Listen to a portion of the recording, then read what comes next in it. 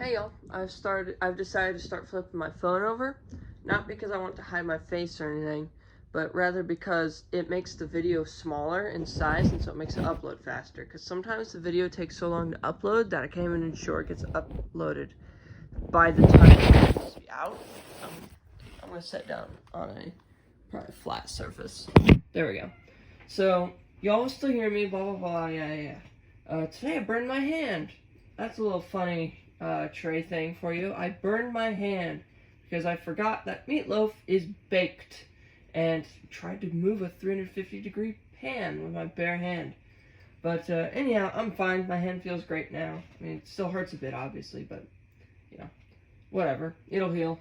Anyhow, I'm going to be reading pages 40 and 41 today, so let's get started.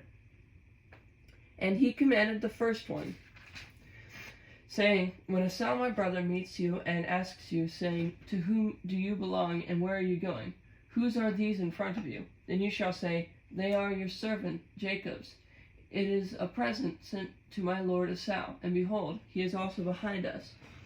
So he commanded the second, the third, and all who followed the droves, saying, In this manner you shall speak to Esau when you find him, and also say, Behold, your servant Jacob is behind us. For he said, I will appease him with the present that goes before me, and afterward I will see his face. Perhaps he will accept me. So the present went on over before him, but he himself lodged that night in the camp, wrestling with God. And he arose that night and took his 2 wives, his 2 female servants, and his 11 sons, and crossed over the ford of Jabbok. He took them, sent them over the brook, and sent over what he had.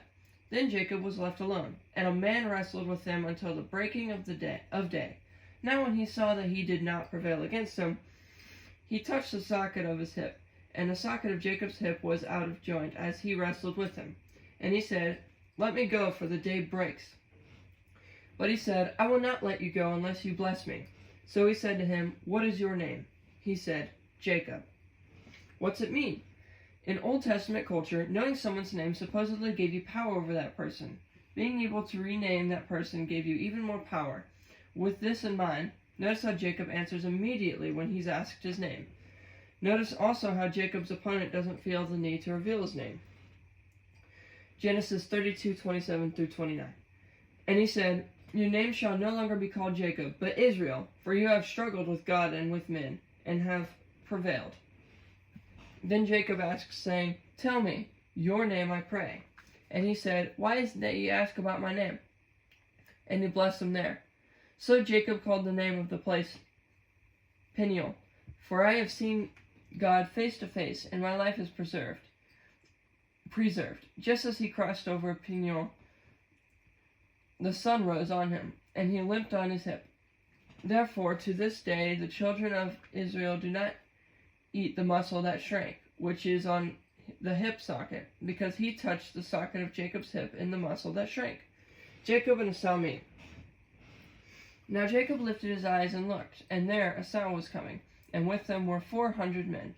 So he divided the children among Leah, Rachel, and the 2 maidservants. And he put the maidservants and their children in front, Leah and her children behind, and Rachel and Joseph last. Then he crossed over them and bowed himself to the ground 7 times, until he came near to his brother. But Esau ran to meet him, and embraced him, and fell on his neck and kissed him, and they wept. And he lifted his eyes and saw the women and children, and said, Who are these with you? So he said, The children whom God has graciously given your servant. Then the maidservants came near, and they and their children and bowed down. And Leah also came near with her children, and they bowed down. Afterward, Joseph and Rachel came near, and they bowed down.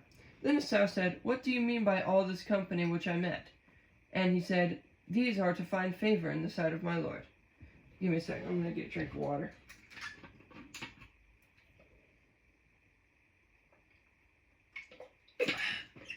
Sorry, a little thirsty.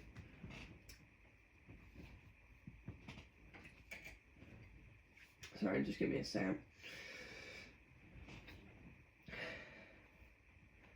But Esau said, I have enough. My brother, keep what you have for yourself.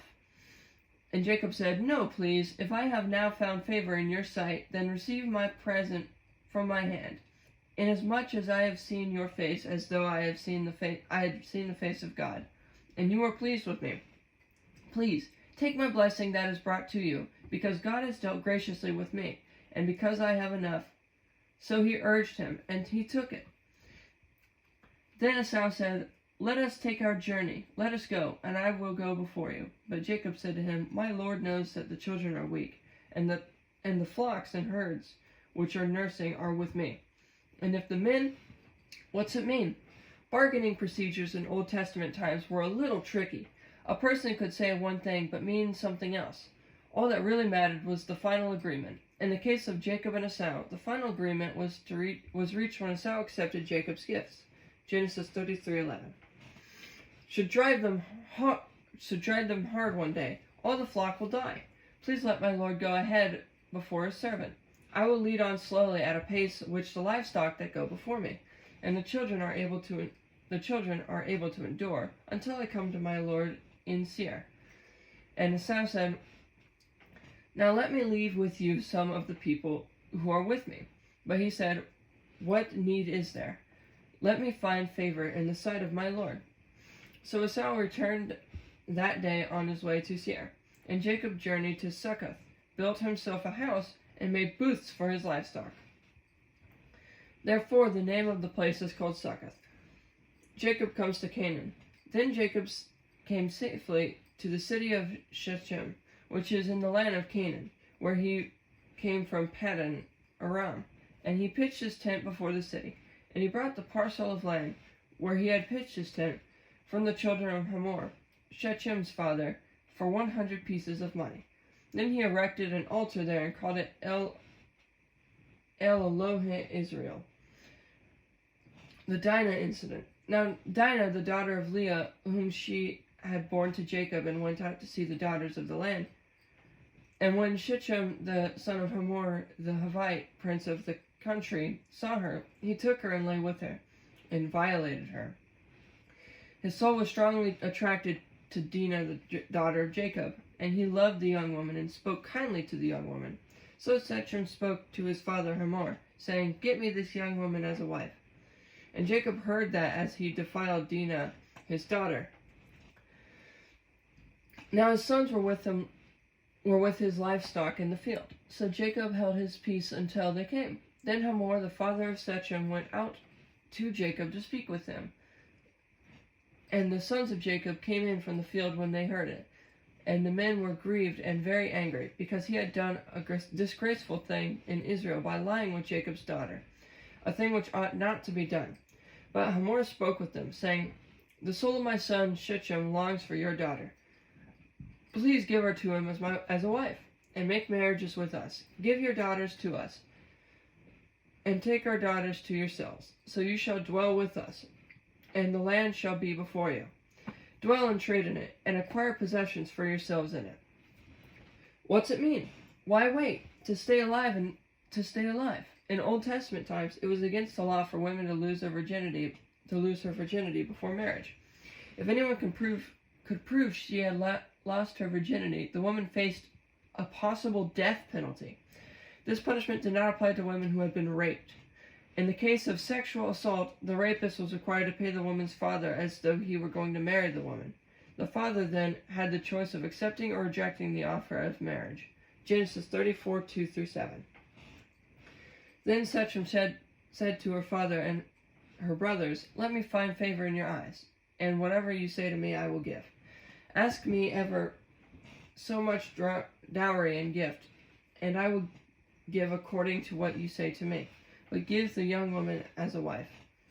But the sons of Jacob answered Shechem and Hamor his father, and spoke deceitfully, because he had defiled Dinah their sister. And when they said to them, We cannot do this thing, to give our sister to one who is uncircumcised, for that would be a reproach to us.